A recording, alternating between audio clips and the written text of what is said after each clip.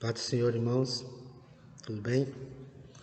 Vamos aqui mais uma vez ministrar a palavra de Deus, nesse dia de domingo. Vamos antes fazer uma oração, pedir a Deus para que o Espírito Santo venha falar mais uma vez no nosso coração. Vamos orar a Deus. Pai querido e amado, ó Deus, em nome de Jesus, aqui estamos, Senhor. Ó Deus, mais uma vez precisando, ó Deus, ouvir a Tua palavra. Traz a nós, ó Deus, o conhecimento e que o Teu Espírito Santo venha falar ao nosso coração mais uma vez, ó Deus, porque estamos tão necessitados, ó Deus, da Tua palavra. Mesmo, ó Deus, em nossos momentos mais difíceis. E o mundo, ó Deus, está enfrentando essa situação, meu Pai. Nós ainda precisamos ainda mais de Ti, Senhor, e do Teu Espírito Santo ministrando ao nosso coração. Por isso, ó Deus, que o Teu Espírito seja muito bem-vindo e venha falar mais uma vez no meu coração e no coração de cada um dos Teus filhos, em nome de Jesus. Amém. Irmãos, nós vamos abrir a palavra de Deus no Evangelho de Mateus, capítulo 7. Até textos conhecidos também, mas que Deus está nos renovando, nos trazendo algo novo através da sua palavra nesses textos. E principalmente nesse texto de Mateus, a partir do capítulo 5, em que Jesus ele nos dá muitos ensinamentos. Jesus ele sentou-se ali com os seus discípulos, e ali começou a ensinar a eles. E ensinou muitas das coisas que está acontecendo hoje em dia.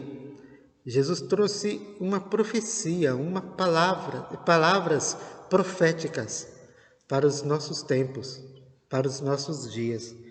Por isso em Mateus, nós vamos ler Mateus, capítulo 7,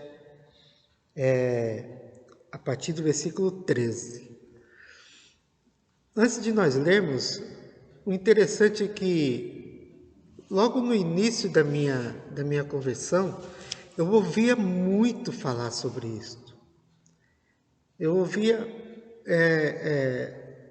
eram mensagens constantes falando sobre a porta estreita, né? E com o passar do tempo, foram diminuindo a frequência, né, desta menção, destas palavras, porta estreita, né? E então, nós vemos que isso, hoje em dia, parece não ser tão importante.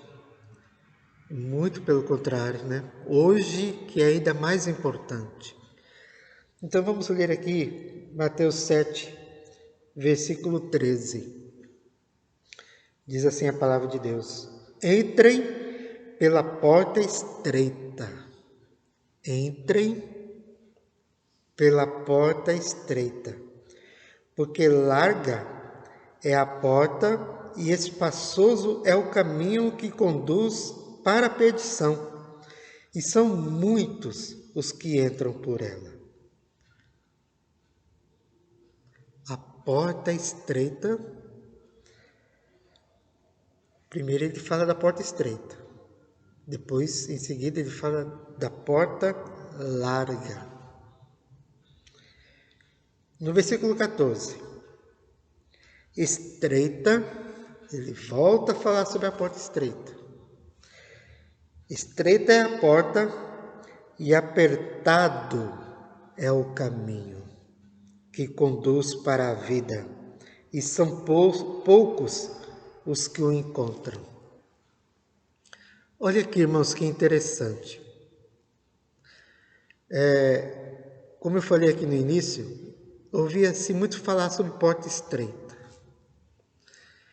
Mas a palavra de Deus, o Senhor Jesus está ensinando os seus discípulos que, além da porta estreita, o caminho é estreito. O caminho para se chegar à porta estreita também é estreito. E nós sabemos, como cristãos, a dificuldade que nós temos, né, as lutas que nós enfrentamos para permanecer fiel, permanecer servindo a Deus, principalmente agora, nesta época em que igrejas se fecharam novamente, né? Acredito que logo, logo vão abrir de novo. Mas, olha só, irmãos, o caminho é estreito. Infelizmente, vivemos um evangelho, vivemos não, né? Se vive aí fora um evangelho que não traz à luz o conhecimento verdadeiro. Porque, infelizmente, as pessoas, ao chegar no templo, né, ao chegar no local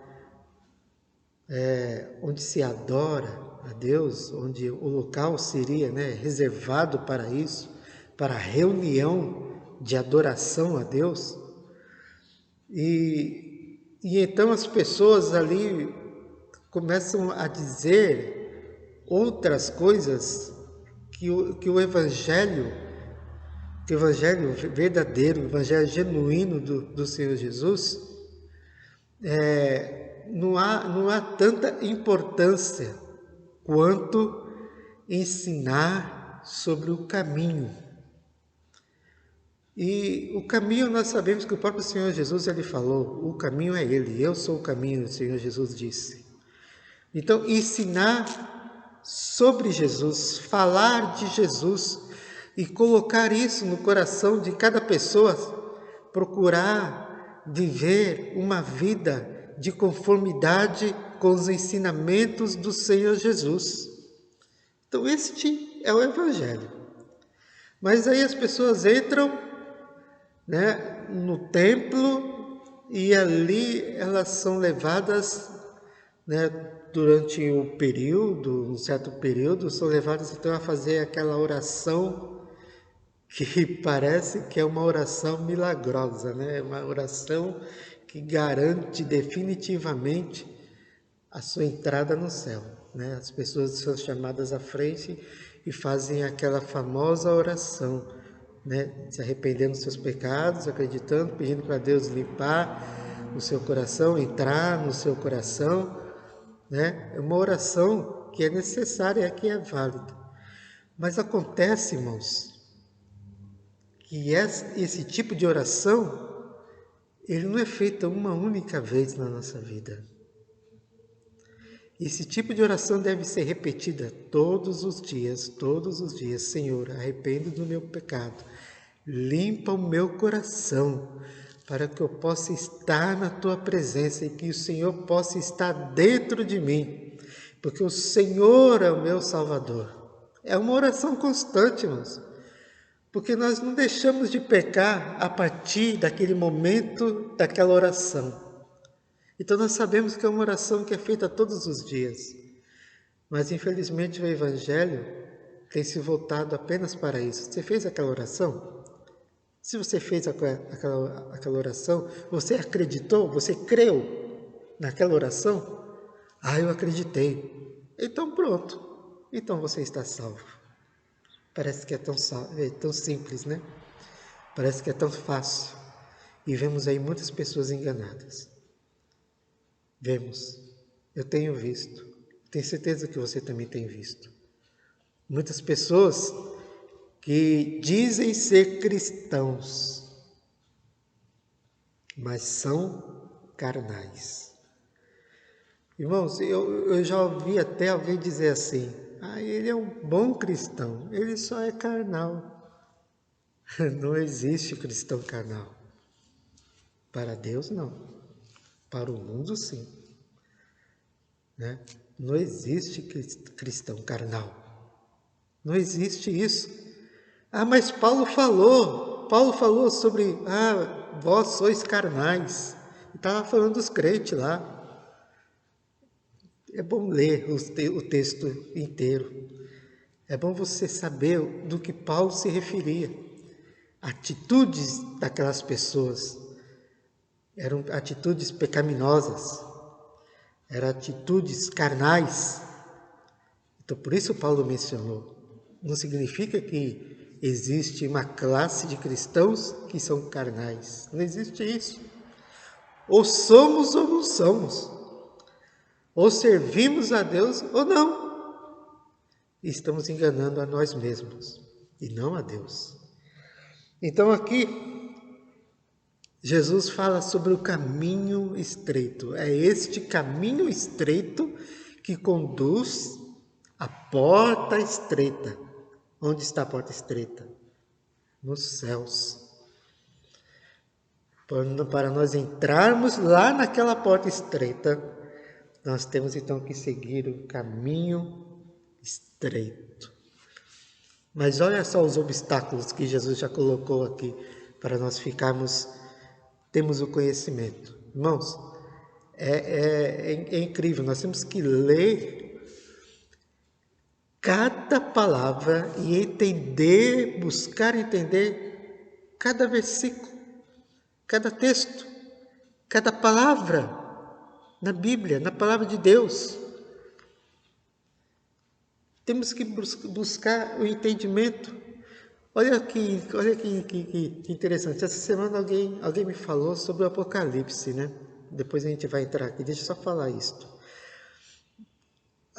Porque é revelação do Apocalipse. Eu falei, olha, eu já fiz estudo, eu já participei de estudo, o meu pastor já fez estudo sobre o Apocalipse e é muito importante. Só que tem uma coisa. A palavra de Deus, o Apocalipse, ele já significa revelação. Então, o que está ali já está revelado. E eu acredito que tudo que está ali escrito vai acontecer na íntegra, né? Do jeito que está escrito. Mas lá fala da besta que levanta do mar, fala das feras, a gente vai ver isso, não, são criaturas espirituais.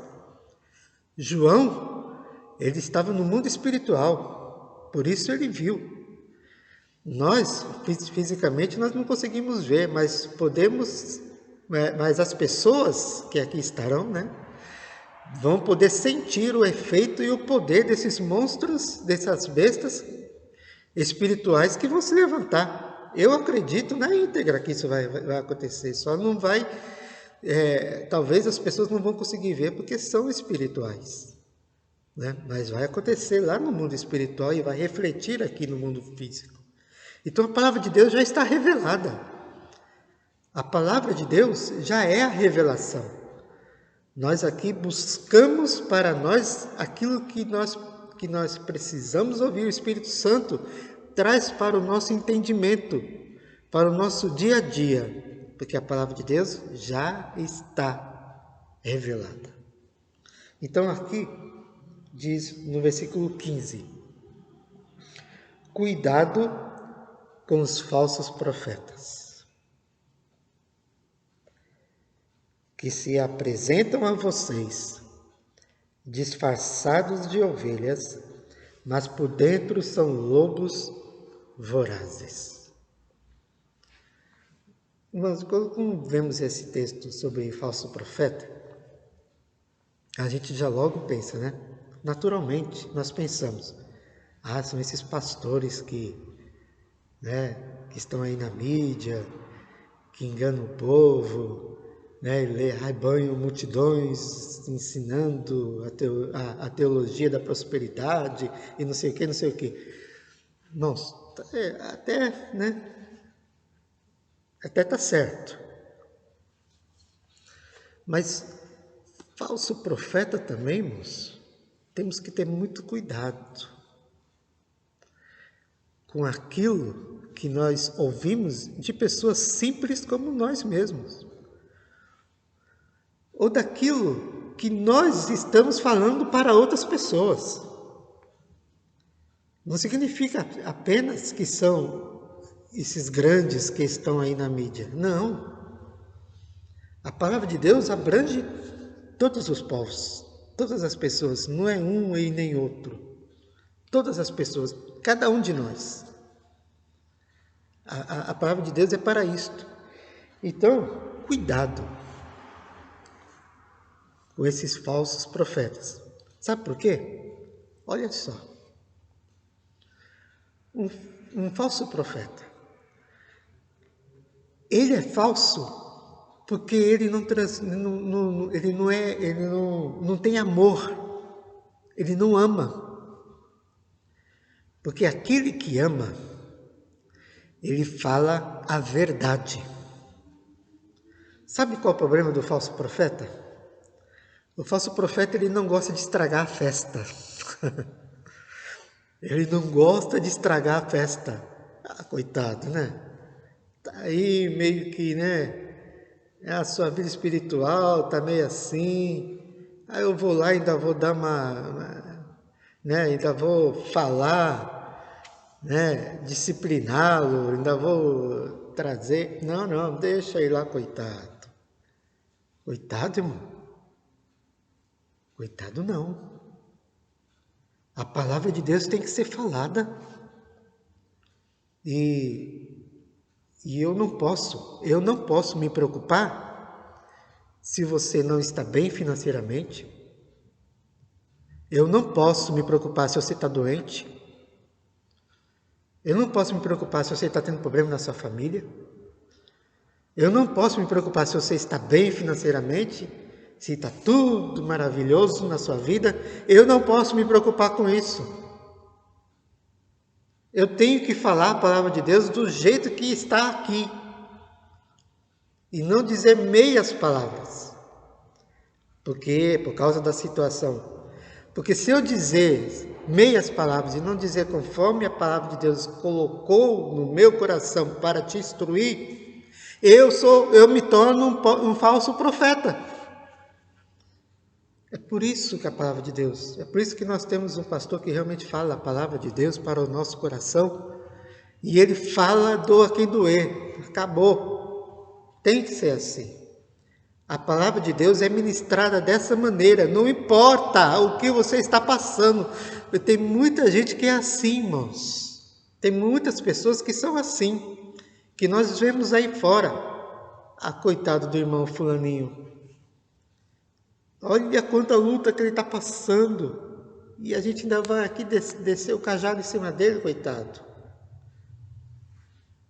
Eu sei, irmãos, eu entendo que a gente, com o amor, ele traz o consolo, né? A ajuda para aquela pessoa que tanto precisa. Eu entendo isso, irmãos. Eu quero que vocês me entendam também.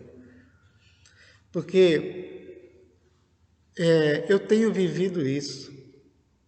Eu tenho visto pessoas com necessidades, né, e com problemas. Aí, né, eu já fiz isso, fiquei, né, tentando, né, passar a mão na cabeça da pessoa. Oh, meu amigo, minha amiga, poxa vida, Deus vai te ajudar, Deus é contigo e tal. Para com isso, irmão. Fala a verdade. Você está vendo erro na vida da pessoa? Então falemos a verdade. Irmãos, o que acontece? Mas falar com amor. O que acontece contigo? Olha, está acontecendo isso. Isso está errado. Precisa consertar isso, irmão. É isso que está atrapalhando a sua vida. Então, se conserta diante da presença de Deus. Isto, irmão, é conduzir, é trazer a pessoa lá do caminho largo e trazê-la aqui para o caminho estreito. O negócio é estreito mesmo, irmão. O caminho é apertado. Não tem essa de vida boa, não. É interessante, irmãos, que também voltando à história da oração que é feita para a pessoa aceitar Jesus, muitas das vezes nós vemos, algum tempo atrás eu estava lendo, ouvindo bastante sobre a igreja sofrida, né, lá no Oriente Médio, na China, né, e outros países africanos também. E aí eu percebi a diferença daqueles que estão aqui aceitando Jesus, dizendo que aceitam a Jesus, e daqueles que estão lá. Aqui é tão fácil, né, dizer que aceita Jesus. Eu aceito Jesus e continuo na vida, né, no caminho largo. Tem muitas coisas que nós fazemos que Deus odeia, irmãos. Tem muitas coisas que nós fazemos que Deus odeia. Eu não estou falando de pessoas do mundo, não. Estou falando de mim. Estou falando de nós cristãos. Muitas coisas. E havendo a igreja sofrida, a igreja que sofre aí nesses países, a pessoa que aceita Jesus, ela aceita Jesus sabendo que pode morrer a qualquer momento. Ela aceita Jesus e aceita a consequência da sua decisão. Irmãos, isso é tão sério. Qual é o evangelho que nós vivemos? Qual é o evangelho que nós vivemos? O evangelho do falso profeta? Que evangelho que nós vivemos? Nós precisamos ter isso na nossa mente, no nosso coração, todo momento da nossa vida. Vamos continuar aqui. Versículo 16. Pelos seus frutos vocês os conhecerão. Está dizendo, ainda falando sobre os falsos profetas. Por acaso se colhem uvas de espinheiros ou figos de ervas daninhas? Assim toda árvore boa produz frutos bons, porém a árvore má produz frutos maus. A árvore boa não pode. Olha lá. Não tem essa de misturar não, irmão. Não vem misturar evangelho não. Não vem misturar as coisas não. Não pode. A palavra de Deus, ela está colocando, está aqui na palavra de Deus. Na palavra de Deus. A árvore boa não pode produzir frutos maus. E a árvore má não pode produzir frutos bons. Ou é bom, ou é mau. Por isso que não existe crente carnal. Ou é ou não é. É assim a palavra de Deus. Ou você é 100% ou é zero. Não adianta estar no meio. Não adianta dizer que é 50. Irmãos, isto é tão sério e é para mim. E é para cada um de nós. Para nós termos o cuidado na nossa vida espiritual, e ainda mais nesta época em que as coisas estão cada vez se complicando mais. Temos que ter estes cuidados. O que são nossos frutos? O que são os frutos que a palavra de Deus coloca aqui para cada um de nós? São as nossas atitudes. Aquilo que nós fazemos, que as pessoas veem. Fruto não é coisa escondida. As pessoas veem. E elas podem até mesmo participar daquilo que você faz. Agora, se for um bom fruto, vai ser muito bom para essas pessoas que participarem, porque elas vão se chegar a Deus assim como você, assim como cada um de nós. Esta é a nossa intenção, é que as pessoas se cheguem a Deus assim como nós. Precisamos disso, precisamos de ter isso na nossa mente, no nosso coração, e temos esses frutos bons. Agora, irmãos, imagine Jesus sentado com seus discípulos, aquela multidão. Seus discípulos estavam ali. Agora imagine Jesus falando assim: dos espinhos, de uma árvore espinhosa, podemos tirar figos? De um espinheiro, nós podemos colher figos? Os discípulos olharam para Jesus, né? Jesus, é impossível, não tem como. Aí Jesus volta de novo. De uma figueira, em uma figueira existe espinhos? Os discípulos, não, Jesus. Uma figueira é uma árvore boa. Não existe espinhos. Irmão, por que não aprendemos isso? Ou se aprendemos, por que não praticamos? Árvore boa, frutos bons. É isto. Vocês entenderam? Tenho certeza que sim. O Espírito Santo é quem está falando. É o Espírito Santo que nos ensina. Árvore boa, bons frutos. A Bíblia diz que não pode uma árvore boa produzir frutos maus. Não consegue. Então, temos que ver que árvore somos. Temos que ver que árvore nós somos. E os frutos que produzimos. Porque se não for uma boa árvore, vamos ter consequências.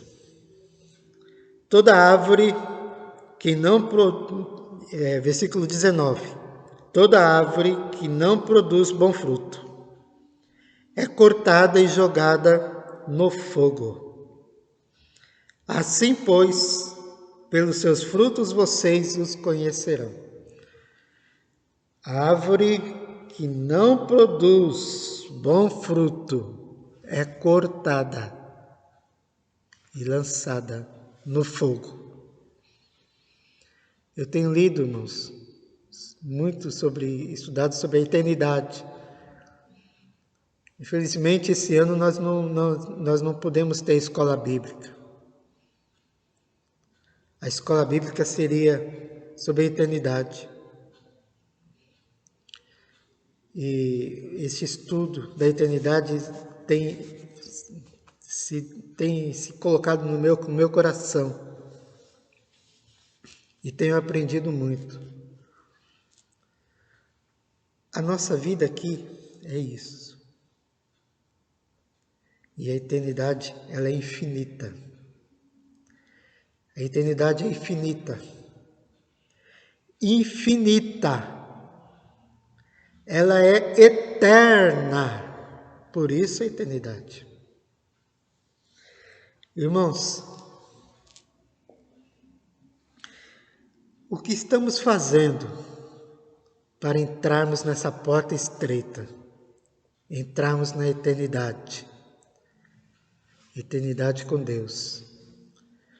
Porque se não entrarmos na eternidade com Deus, é lançado no fogo. Por isso que é muito importante nós termos no nosso coração a certeza de que somos realmente uma árvore boa e de que estamos produzindo frutos bons, dignos, frutos de arrependimento todos os dias, pedindo perdão a Deus todos os dias, renovando a nossa aliança com Deus todos os dias, para que nós não caiamos nas ciladas do diabo e para que nós possamos estar firmes resistindo para que no dia do Senhor nós possamos estar junto com Ele e não afastado dele. E aí o Senhor Jesus, Ele entra com mais orientações. Veja como é duro isto. 21. Nem todo o que me diz Senhor, Senhor, entrará no reino dos céus, mas aquele que faz a vontade do meu Pai que está nos céus. Está falando de crente aqui, irmãos. Está falando de crente. Crente. Nem todo que me diz Senhor, Senhor, entrará no reino dos céus. Quando é feita aquela oração, as pessoas dizem, você crê? Né? A pessoa responde, eu creio. Parece que dizendo que eu creio já está garantido. Devemos sim crer. Devemos crer, mas permanecer crendo. Porque o diabo também crê e treme diante de Deus. E nem por isso ele está salvo. Pelo contrário, condenado. Ele também crê. Mas depende da nossa atitude para comprovar nossa crença em Deus, e nós temos condições de pedirmos perdão e o Senhor perdoar. Olha aqui, irmãos, no versículo, vamos pular aqui, né, para a gente não estourar muito tempo, no versículo 24. Todo aquele, pois, que ouve estas minhas palavras e as pratica, será comparado a um homem prudente que construiu a sua casa sobre a rocha. Caiu a chuva, transbordaram os rios, sopraram os ventos e bateram com força contra aquela casa, e ela não desabou, porque tinha sido construída sobre a rocha. E todo aquele que ouve estas minhas palavras e não as pratica, será comparado ao homem insensato, que construiu a sua casa sobre a areia. Caiu a chuva, transbordaram os rios, sopraram os ventos e bateram com força contra aquela casa, e ela desabou, sendo grande a sua ruína. Jesus continua falando com crentes. Duas pessoas. O sábio e o insensato. Um construiu a casa em Jesus. Sua firmeza de pensamento, sua convicção, sua certeza, sua fé voltada em Deus.